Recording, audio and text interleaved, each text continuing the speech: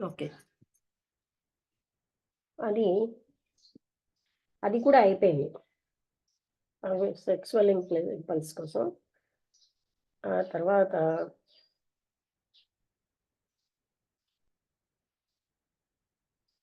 ఆహ్, వైశ్య అన్నారా? ఏంటిది చూడాలి.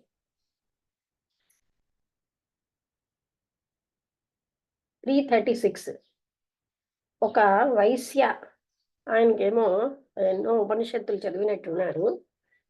అండ్ భగవద్గీత కూడా. ఆయన కొన్ని ప్రశ్నలు అడిగాడు. ఇది కూడా అయిపోయిందా? ఏ విధంగా ఆత్మను తెలుసుకోవడం? అంటే అప్పుడు మహర్షి అన్నారు, ఆత్మ ఎప్పుడు తెలుసుకోబడే ఉంది. అసలు ఒక్క క్షణం కూడా లేదు. అది అంటే అది మనకి తెలియకుండా. అలాంటప్పుడు దాన్ని మళ్ళీ ఏ విధంగా తెలుసుకుంటాం? అంటే మళ్ళీ ఏ విధంగా అంటే ఆత్మని తెలుసుకోవడం అన్నదాన్ని. ఫైండ్ ఔట్ ద సెల్ఫ్‌ని చూడు. You are that. నువ్వే అదై ఉన్నావు. అంటే ఇక్కడేంటంటే మనం అదై లక్ష్మి ఉన్నాం. ఏ లక్ష్మి ఆ! ఏ ప్రశ్న చదువుతున్నావు? ఏ నంబర్ ప్రశ్న? 336 ఓకే. అంటే నువ్వదై ఉన్నావు. యూ ఆర్ దట్ అన్నారు.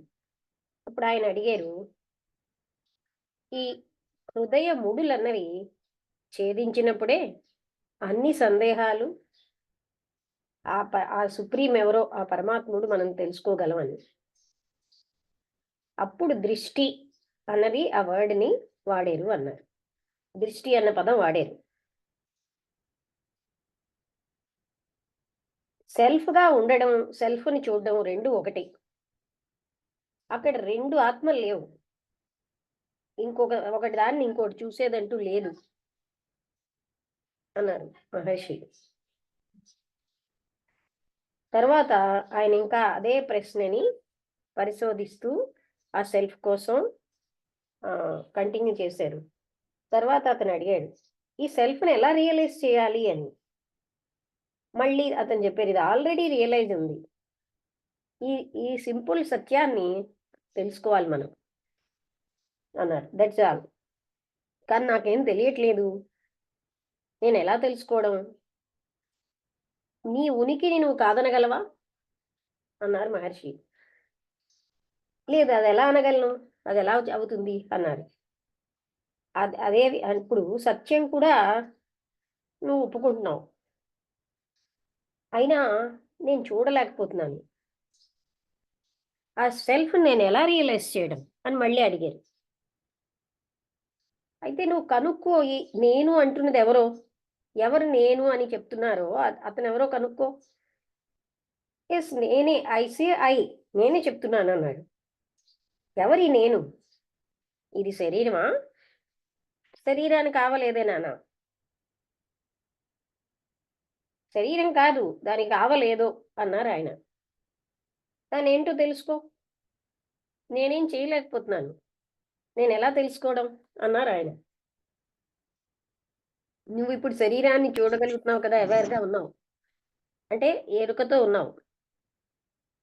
నువ్వు గాఢ నిద్రలో నీ శరీరం నీకెరుక ఉండదు.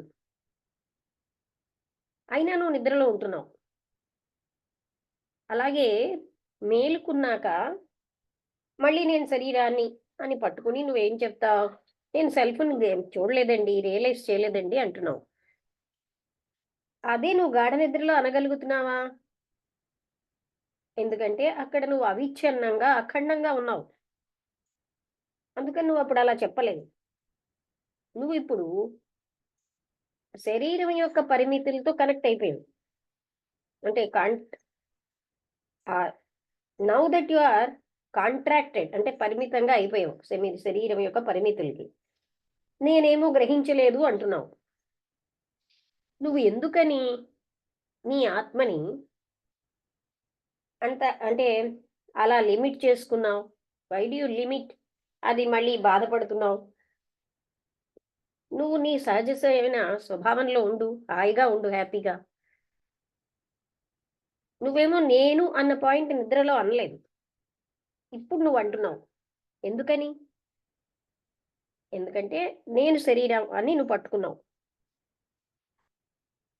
నువ్వు కనుక్కో ఎక్కడి నుంచి ఐ అన్నది వచ్చింది. అప్పుడే నువ్వు ఆత్మని గ్రహించగలవు అంటున్నాడు. బాడీ అన్నది అశాశ్వతం కనుక, అది అంటే జడం గనక అది చెప్పలేదు నేను అని. సెల్ఫ్ అన్నది అనంతత్వం. అది కూడా నేను అని చెప్పలేదు. ఈ నేనని చెప్పేదెవరు? చాలా బావుంది పాయింట్ కదా! అంటే అయినా నాకు అవగాహన అవ్వలేదండి. ఆ నేనుని ఎలా తెలుసుకోవడం అని మళ్ళీ ఆయన అడిగారు. అప్పుడు మహర్షి అన్నారు, ఎక్కడి నుంచి ఈ నేనన్నది వస్తుందో అది తెలుసుకో. ఈ నేనన్నది అది అదృశ్యం అయిపోయి అనంతమైన సెల్ఫ్‌లో ఉండిపోతుంది. ఈ నేనన్నది అదొక్కటే ముడి. అంటే ఈ అశాశ్వతమైన దానికి, అంటే జడము, చైతన్యమైన దానికి మధ్యలో ముడి. బాడీ అన్నది నేను కాదు. సెల్ఫ్ అన్నది నేను కాదు. The self is not I. Who then is the I? అయితే ఎవరు ఈ నేను? Where from does it arise? ఇది ఎక్కడి నుంచి వస్తోంది? అంటే మళ్ళీ ఆయనే అడిగారు. ఎక్కడి నుంచి ఇదొస్తోంది? నువ్వు తెలుసుకో అన్నారు. నాకేం తెలియట్లేదండి. నన్ను దయచేసి ఎన్‌లైటెన్ చెయ్యండి. ఇదేం బయట నుంచి లేదు. అది లోపల నుంచే ఉంది. Where does it come from? ఎక్కడి నుంచి వస్తోంది? నువ్వు ఇంకెక్కడికో వెళ్ళావనుకో, లోపల అంటే if elsewhere you can be అలా కాకపోతే నిన్నెక్కడికో తీసుకెళ్ళిపోతుంది. అందుకని లోపలనే ఉండి, నీ అంతట నువ్వుగా తెలుసుకో. అయితే హెడ్ నుంచా? అంటే అని అడిగాడు. హెడ్ అన్నది ఐ అన్న కాన్సెప్ట్ తర్వాత వస్తుందా? ఆర్ ఐ అన్నది హెడ్ నుంచి వచ్చిందా? ఐ అన్నది హెడ్‌లో ఉంటే, నువ్వు ఎందుకని నిన్ను నిద్ర అధిగమించినప్పుడు నువ్వెందుకని బెండ్ అవుతున్నావు? ఐ అన్నది కాన్స్టెంట్. అందుకే దాని యొక్క సీట్ కూడా అలాగే ఉంటుంది. హెడ్ అన్నది ఒక టైంలో బెండ్ అవుతే అండ్ ఇంకో టైంలో ఎరెక్ట్‌గా అవుతుంది. How can it be the seat of I? అది ఐ యొక్క సీట్ ఎలాగవుతుంది? నీ హెడ్ అన్నది నిద్రలో ఫ్లాట్‌గా ఉంటుంది. నువ్వు నిద్ర లేచాక అది మళ్ళీ పైకొస్తుంది. అది ఐ అవ్వగలదా? అలాంటిది ఎక్కడైనా నేను అవ్వగలదా? అయితే ఏమిటది? ఐ అన్నది లోపల నుంచే వస్తోంది. నిద్రలో ఐ లేదు. జాగరూక అవస్థ రావడానికి ముందు ఐ థాట్ అన్నది వస్తుంది. ఈ హృదయ ముడి అన్నది 2 ఐబ్రోస్‌కి మధ్యలో ఉందని ఆయన అంటున్నాడు విన్నానని. కొంతమంది అంటారు ఐబ్రోస్ మధ్యలో ఉందని అన్నారు మహర్షి. ఇంకా ఇతరులేంటంటారు, ఈ అర్థం ఏమిటి? ఓ ఓసెక్స్ అండ్ ఒకసారి నేను డిక్షనరీ చూస్తాను. COCCYX.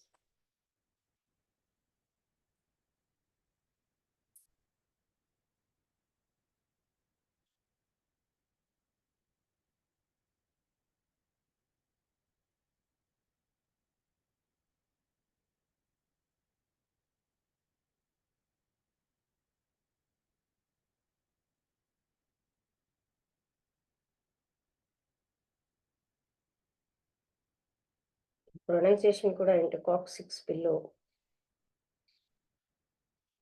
దీన్ని మీనింగ్ ఇన్ తెలుగు కోకిక్స్ అని ఇచ్చారు. వీళ్ళు ఈ డిక్షనరీ ఏమిటో ఇలా ఇస్తున్నారు.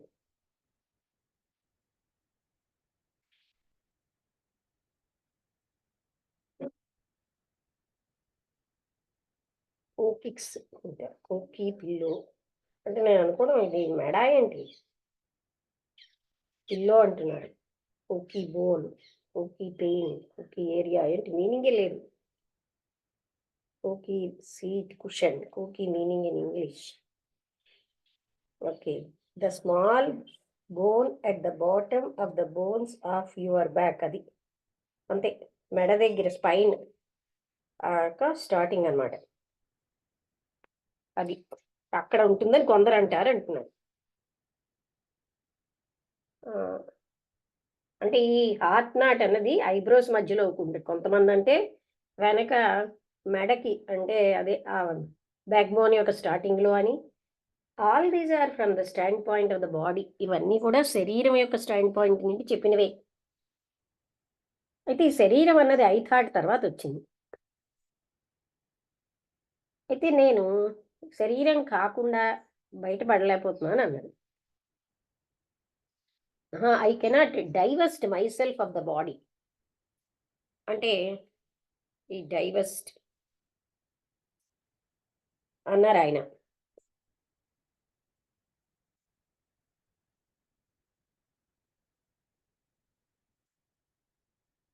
deprive someone of possessions. Men are unlikely to be divested of power without. Okay, అంటే దీనికంటే వేరుగా నేను చూడలేకపోతున్నాను, భిన్నంగా లే ఐ కెనాట్, నేను ఉండలేకపోతున్నాను అన్నాను. అప్పుడు యు అడ్మిట్, మీరేమంటున్నారంటే మీరు శరీరం కాదు అంటున్నారు. ఒకవేళ బాధ ఉందనుకోండి శరీరంలో, నేను దాన్ని అనుభవిస్తున్నాను. ఇంకొకరి శరీరంలో ఉందనుకోండి, ఆ గాయం అయితే నేనేమో అనుభవించట్లేదు. నేను ఈ శరీరాన్ని అధిగమించలేకపోతున్నాను అన్నారు ఆయన. మహర్షి అన్నారు, ఆ ఐడెంటిటీ, నేను శరీరం అనుకోవడం వల్లే ఈ ఫీలింగ్స్ అన్నీ వస్తున్నాయి, అదే హృదయ గ్రంథి అన్నారు మహర్షి. అంటే ఏది, నేను బాడీని అనుకోవడం. అయితే ఈ నాట్ ఏ విధంగా పోతుంది? ఎవరికి నాట్? ఈ మూడు ఎవరికి? అది వెళ్ళిపోవాలని ఎందుకు అనుకుంటున్నావు? అదేం నిన్ను అడిగిందా అలా చేయమని? అది అడగలేదు, నేను అడుగుతున్నాను. ఆ ఎవరు నేను? అది కానీ నీకు తెలిస్తే అక్కడ నాటే ఉండదు. ఆ నాటు శరీరంతో కలిసి ఉంది. శరీరం అన్నది జన్మ వల్ల వచ్చింది. ఈ జన్మ ఏ విధంగా పునర్జన్మ ఆగిపోతుంది అని అడిగారు ఆయన. ఎవరు పుడుతున్నారు? ఆత్మ పుట్టిందా? శరీరం పుట్టిందా? శరీరం పుట్టింది అన్నారు ఆయన. మహర్షి అంటున్నారు, అయితే ఆ శరీరాన్ని అడగనివ్వండి ఏ విధంగా దాని పునర్జన్మ ఆగిపోతుందో. అది అడగదు. అందుకే నేను అడుగుతున్నాను అన్నారు. Whose is the body? Body ఎవరిది? నువ్వేమో అది లేకుండా నేను దీన్ని గాఢ నిద్రలో ఉంటున్నావు. ఐ థాట్ అన్నది నీ బాడీ లేవగానే వస్తుంది. అందుకని మొట్టమొదటి బర్త్ అనేది ఐ థాటే. ఈ బాడీ అన్నది ఐ థాట్ తోటే మొదలైంది, తర్వాతే. అందుకని దీని బర్త్ అన్నది సెకండరీ. ఆ ప్రైమరీ కారణం, ప్రాథమికమైన కారణాన్ని వదిలి అప్పుడు సెకండరీ అన్నది దానంతటదే అదృశ్యం అయిపోతుంది అన్నారు. ఆ ఐ థాట్ ఏ విధంగా నేను చెక్ చేయడం ఉత్పన్నం అవ్వకుండా ఆత్మ యొక్క విచారంలో ఉండు అన్నారు. నాకు అవగాహన అయింది, కానీ నేను జయప్రదం అవ్వట్లేదు. నేను ఈ సెల్ఫ్ని జపం ద్వారా పొందగలనా? మనకేమో పద్ధతులు కావాలి. అలా అయితే ఏ విధంగానో నాకు చెప్పండి. ఏం జపం? నువ్వెందుకు కృత్రిమమైన జపం చేయాలి? నువ్వు అనంతత్వాన్ని సహజ జపం నీ లోపల నువ్వే వెళ్ళడమే. కొన్ని ఏదో ఒక ఉపదేశం నాకు సహాయం చేస్తుందేమో. అప్పుడు మహర్షి అన్నారు, ఒకవేళ నేను రామా రామా అని అన్నాను అనుకో, ఆయన ఎవరికైతే పుస్తకాలు నీలాగే, అంటే ఎవరైతే ఈ పుస్తకాలేమి తోటి సంఘర్షణ లేకుండా ఉన్నవాళ్ళు, ఈ విల్ డూ ఇట్, వాళ్ళు చేస్తారు, దానికి గట్టిగా కట్టుబడి ఉంటారు. అలా కాకుండా ఎంతో ఎక్కడ, if I say to one like you, నీలాంటి వాళ్ళకి అంటే ఇక్కడ ఏం చెప్తున్నారంటే who has not struggled through books ఏమీ చదవకుండా అలా ఉన్న వాళ్ళైతే దానికి వాళ్ళు చేస్తారు. కానీ నీలాంటి వాళ్ళకి నువ్వు చాలా పుస్తకాలు చదివావు. ఎంతో అంటే ఎన్నో రకాలైన మ్యాటర్స్ అన్ని ఇన్వెస్టిగేట్ చేసావు. నువ్వు వాళ్ళు చెయ్యవు ఎంతో కాలం. ఎందుకంటే నువ్వు ఆలోచిస్తావు. నేను ఎందుకు ఇది చెయ్యాలి? అన్నిటికీ అతీతంగా నేనెవరిని? అది అదే రిపీటింగ్ మంత్ర. నేను తెలుసుకోవాలి. ఇంకా ముందుకు ప్రొసీడ్ అవ్వడానికి ముందు హూ ఐ యామ్, నేనెవరని. అందువలన నువ్వు జపాన్ని ఆపేస్తావు. నువ్వు అప్పుడు ఇన్వెస్టిగేషన్ మొదలెడతావు. ఇలా చెప్పబడింది ఇంద్రియాలన్నవి బాహ్యంగా అంటే ఉంటాయని, అవుట్ గోయింగ్ అని. దాన్ని పరాంచిక అని అది ఇన్వర్డ్ టర్న్డ్ అంటే ఈ సైట్. అది ఆవృత చక్షు ఆవృత చక్షు అంటే అంతర్గతంగా. What is ఆవృత Chakshu inward turned site అని మళ్ళీ అడిగారు. ఆయన ఎన్నో చదివారు కదా, అందుకే అవన్నీ చెప్తున్నారు. ఐబాల్ అన్న దాన్ని ఆపోజిట్ డైరెక్షన్ లో రిప్లేస్ చేయమని కాదు. వాట్ ఈజ్ చక్షు అంటే ఏంటి అంటే అతను చెప్పారు కన్ను. ఈ కన్ను చూడగలదా? దానికి వెనకాల ఉన్న దాన్ని if the I could see, ఒకవేళ ఆ కన్ను గాని చూడగలిగితే అది ఒక శవం చూడగలదా? ఎవరైతే తన వెనకాల ఉన్నదాన్ని చూస్తున్నారో ఈ కంటి ద్వారా, the one who is behind the I అంటే కంటికి వెనకాల ఉన్నదేదో ఐ ద్వారా చూస్తోంది, ఆయననే చక్షు అంటాం. దివ్య చక్షు అన్నది అవసరం కదా భగవంతుడి వైభవం చూడాలంటే అన్నారు ఆయన. ఇంకా చెప్పారు ఈ ఫిజికల్ భౌతికమైన ఈ కన్ను అన్నది సామాన్యమైన చక్షువు కదా. అవునా, అలాగనా అన్నారు మహర్షి. నువ్వేంటంటే మిలియన్ సన్ స్ప్లెండర్ అంటే మిలియన్ సూర్యుల కాంతిని చూడదలుచుకుంటున్నావు, and the rest of it అలాంటివన్నీ చూడదలుచుకుంటున్నావు అన్నారు. అయితే ఆ వైభవం మిలియన్ సన్ అంటే మిలియన్ సూర్యుల వైభవంలా ఉండదా? మనం చూడలేమా అని అడిగాను. నువ్వు ఒక్క సూర్యుడినైనా చూడగలవా? నువ్వు మిలియన్స్ ఆఫ్ సన్స్ కోసం ఎందుకు అడుగుతావు? దివ్య దృష్టితో అది సంభవం అంటున్నాడు ఆయన. ఎక్కడైతే సూర్యుడు ప్రకాశిస్తూ ఉంటాడో, ప్రకాశించడో మొదలైనవి చెప్పారు కదా, అదే ఆ సుప్రీం యొక్క ఆశ్రయం. అందువలన ఒక స్థితి ఉంది, ఎక్కడైతే ఆ సూర్యుడు పవర్లెస్ గా అయిపోతాడో ఆ స్టేట్ అన్నదే భగవంతుడిది అంటూ ఆయన చెప్పాడు. అప్పుడు మహర్షి అన్నారు, ఆల్ రైట్, అయితే కృష్ణుని కనుక్కో, ప్రాబ్లం ఏమో సాల్వ్ అయిపోతుంది. కృష్ణుడు బతికి లేడు అన్నాడు. అయితే నువ్వు గీత నుంచి ఇదే నేర్చుకున్నావా అన్నారు మహర్షి. ఆయన ఏం చెప్పలేదా ఆయన శాశ్వతమైన వాడని? నువ్వేం ఆలోచిస్తున్నావు? ఆయన శరీరమా?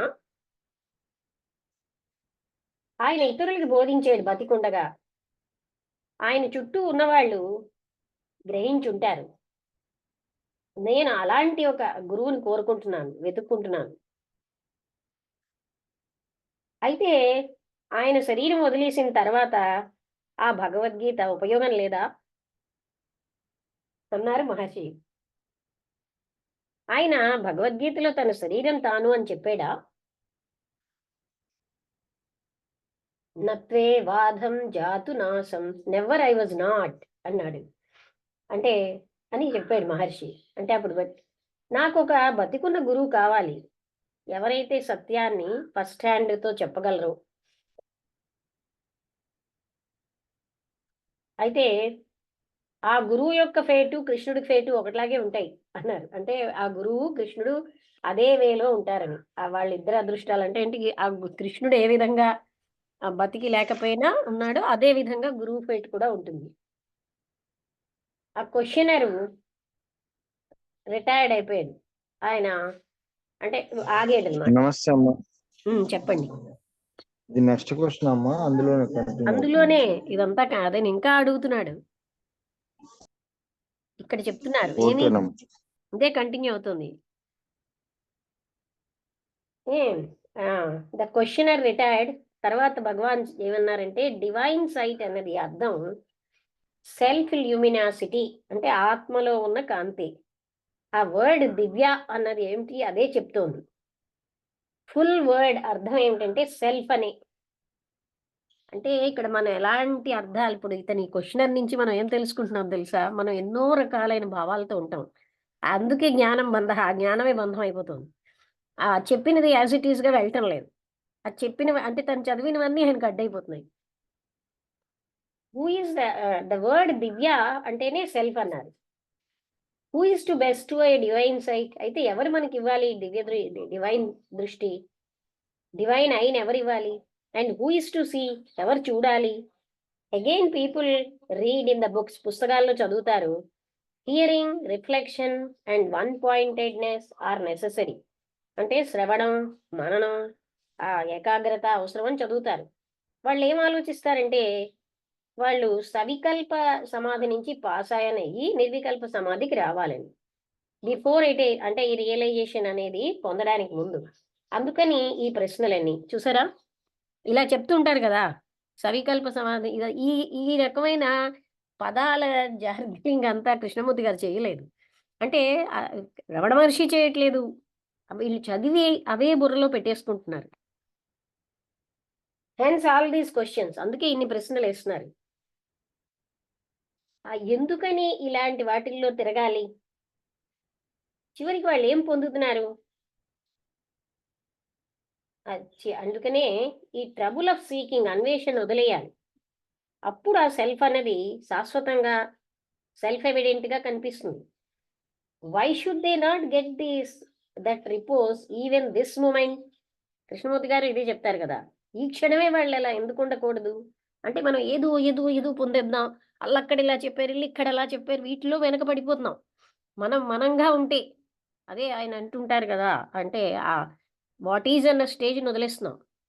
ఇప్పుడే ఎందుకు పొందలేరు అన్నారు మహర్షి. ఇంకా చెప్తున్నారు అనమాట, ఒక సామాన్య వ్యక్తి, పెద్ద చదువుకోని వాడు, ఆయన తృప్తి పడతాడు జపంతోటి, పూజతోటి. ఒక జ్ఞాని తృప్తిగానే ఉంటాడు. ఆ మొత్తం ట్రబుల్ ఎవరికి వస్తుందంటే బుక్ వామ్స్కి, పుస్తకాలు ఎక్కువ చదివిన వాళ్ళకి. వెల్ వాళ్ళు పొందుతారులేండి అన్నారు చివరికి. వాళ్ళు గెట్ ఆన్ అయిపోతారు, they will get on, they will also, అంటే అలా అలా అలా అవి కాదని తెలుసుకుంటారనమాట. ఇక్కడితో ఈ ప్రశ్న అయింది 136. ఇక్కడితో ఆపుదాం, ఈ ప్రశ్న పెద్దది కనుక. చూసారా, అతన్ని చూసాక మనం ఎలా అనుకుంటున్నాం, ఆ ఉడుంపట్టులాగా ఆయన చెప్పేది వింటంలే. అంటే మహర్షులతో మాట్లాడేటప్పుడు కొంచెం లాజికల్ వేలో కాకుండా, అంటే కృష్ణమూర్తి గారు అందుకే ఇమ్మీడియట్ ఆన్సర్ ఇవ్వకండి అంటారు. ఆయన ప్రశ్నకి ఇమ్మీడియట్ ఆన్సర్ ఇవ్వకండి అంటే అది వెర్బల్గా ఇచ్చేయడం కాదు, ఇన్నర్గా చూసుకుని ఇవ్వాలి కదా. ఈయన వెర్బల్గా అలా అలా మహర్షి ఉన్నారు కదా, అతను ఏదోలా ఇచ్చేస్తారు అలాగా ఫీల్ అవుతున్నారు. అందుకే అస్తమానం నాకు అది రావట్లేదు, నేను పొందట్లేదు అంటే ఆ మహర్షి ఏదో పొందేటట్టు చేసేస్తారని, తన చేతిలోంచి ఏదో ఒక బంగారం అంటే ఉంగరం ఇచ్చినట్టు అదేదో ఇచ్చేస్తారు అనుకుంటారు చాలా మంది. ఇంకో చెప్తున్నారు కదా,